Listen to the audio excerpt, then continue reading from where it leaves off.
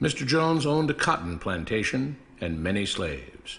One day he was talking to the owner of the plantation next to his, and Mr. Jones was lamenting the fact that times were tough. He was having to work his slaves harder than ever, and was having trouble with some of them being disobedient or trying to run away.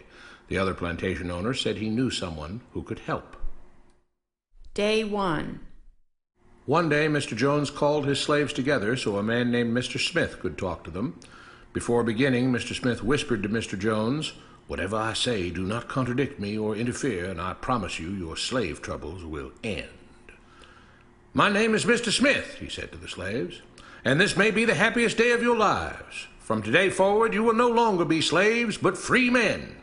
Mr. Jones was so shocked he started to step forward, but Mr. Smith gestured for him to remain silent. He did, only because the other plantation owner had spoken so highly of Mr. Smith's skills. "You are no longer the property of Mr. Jones," Mr. Smith continued. "You are free. No more would you be forced to labor for the benefit of Mr. Jones. Now you can work for yourselves." Now the slaves were all murmuring and looking at each other. Many were smiling, many were looking puzzled. "In fact, you are now free to leave the plantation whenever you want," Mr. Smith said. "However, since we are surrounded by other plantations, if you leave, some other plantation owner will likely claim you as his own the moment you set foot on his property. So I urge you not to risk your newfound freedom by doing something so foolish. Instead, I suggest that you stay here, no longer as slaves, but as willing participants and part owners of this plantation. Yes, this is now your plantation." Mr. Jones bit his tongue to keep from objecting. "For now, we might as well leave Mr. Jones in charge," said Mr. Smith, "since he is the only one with any experience at running a plantation, which is quite a complicated thing to manage. But he will no longer be your master, but just another worker on the plantation. In fact, he will now be using his organizational and management skills to serve you. Whatever problems you may have had with him before, you are now all equals, and you need each other to make this work. If we all cooperate and work together, we can all reap the benefits together.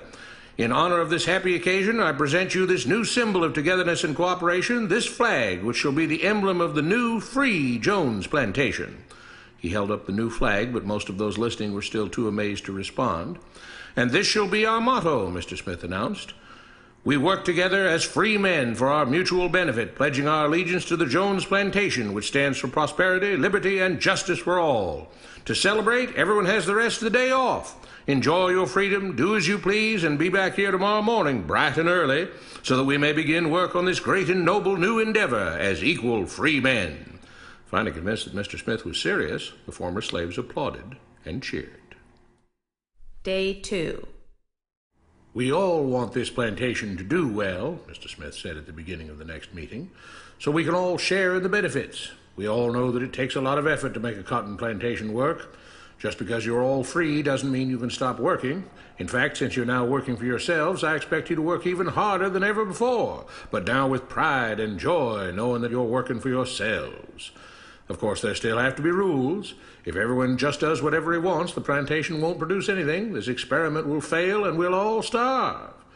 You should be thankful that Mr. Jones has agreed to stay on to lend his knowledge and skills to this endeavor, and I trust you will all do your own part to make this work. Several of you have been chosen to act as project supervisors to manage different aspects of the operation, to make sure everyone is doing his assigned job, to make sure that the rules are followed, and so on. The rest of you may head out to the fields to start your first day of work as free men." Day 3. The next morning, Mr. Smith had a grim expression on his face as the daily meeting began. "I have an unpleasant duty to do today," he said. "Yesterday, Charles was caught keeping some of the cotton he picked, presumably to sell for his own personal profit. That is against the rules. That is stealing. For that, Charles must be punished." 2 men tied Charles to the whipping post. "I take no joy in this," Mr. Smith continued, "but you must understand, if we do not maintain order, if we do not have rules that we all abide by, then the plantation will fail, and we will all suffer." The whip cracked against Charles' back. "But if we all pitch in for the common good, then we can all prosper. Being free doesn't mean you should be selfish and greedy.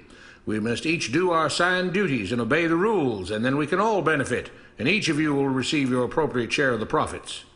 A young man named Samuel stepped forward.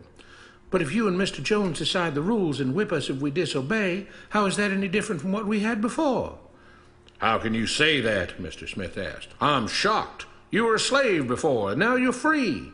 Things still need to be managed and organized by those best qualified to do so. Do you know how to run a plantation, Samuel?" "Well, no," he answered. "But if we're free, why do we get no say in what the rules are and how things work?" "I'm surprised at your ingratitude," Mr. Smith answered. "None of you know how a plantation is run, so you're in no position to be making decisions about how things are done here. You don't seem to appreciate all the things that Mr. Jones provides for you, from protecting you from all the outside threats that you know nothing about, those who would come here, capture and enslave you if not for Mr. Jones' protection, to making sure that you all have food and housing, tools to work with, that you're cared for when sick and injured, and so on. There wouldn't be a plantation at all, no cotton to pick, no land to plant and harvest, if not for him. You should be grateful that he's made possible the level of comfort you now have. Your lives would be far worse if not for him. Nevertheless, as free and equal participants in this endeavor, from now on at each meeting, any worker may have 2 minutes to ask questions or voice suggestions or complaints." With that, the workers all seemed satisfied and headed out again to the fields to pick the cotton. Day 4. "I have a big announcement," Mr. Smith said as the daily meeting began. "Mr. Jones' cousin is here, and not just to visit and see how our project is coming along. It has been decided that from now on you will be deciding who will manage the plantation. Of course, this job can't be done by just anyone, but every 3 months we will have a special meeting at which all the workers will vote on whether we think Mr. Jones should run the plantation or whether we think his cousin, Mr. Johnson, should run the plantation. That means that ultimately you are in charge because you will be deciding which man you want running things on your behalf. If you don't like the way things are being managed, you now have the power to change it." Amazed and pleased, the workers headed out again to the fields to pick the cotton.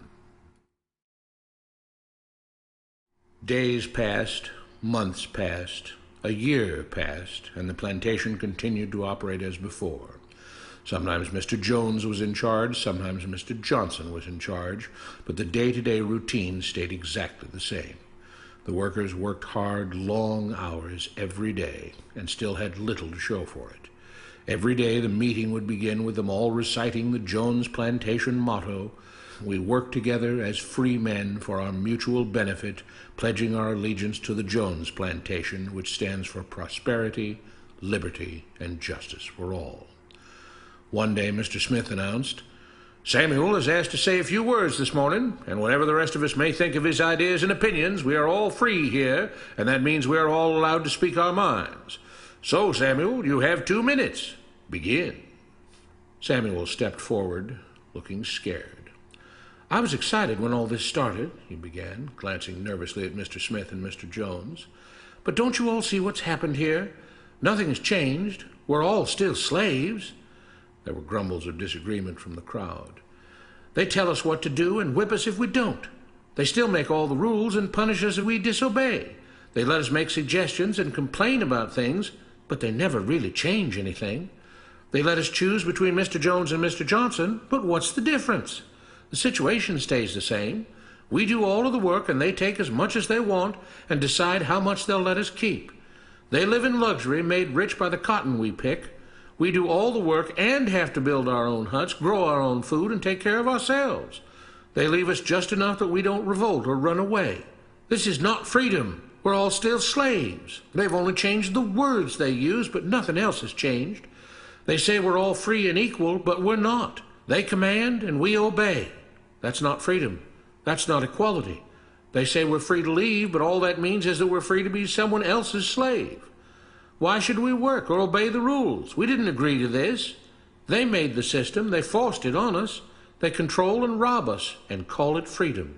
They've deceived you into thinking that being able to choose which slave master you'll work for is the same as being free. It's not. Open your eyes. If you keep what you produce, they call it stealing. When they take what you produce, they call it sharing and fair distribution. Can't you see that this is all? Your time is up, Samuel, Mr. Smith announced calmly. At his gesture, 2 supervisors grabbed Samuel by the arms and led him to the whipping post. I'm sorry, Samuel, but you've broken the rules. There are rules against encouraging others not to work and encouraging others to break the rules. You're only hurting all of us with your discontentment and your complaining and your disobedience. The whip fell, and Samuel let out a grunt. Without rules, without order, all would be lost. Without law, there would be chaos. We can't just behave as wild animals, each doing whatever he pleases. We must all follow the plan and all do our duty for the betterment of everyone, and those who do not must be punished. The whip fell again, and blood flowed freely from Samuel's back. Samuel, it is you who are stealing from the others. When you don't do your assigned work, you are making more work for others. When you disobey the rules, it is you who are endangering the future of everyone else here.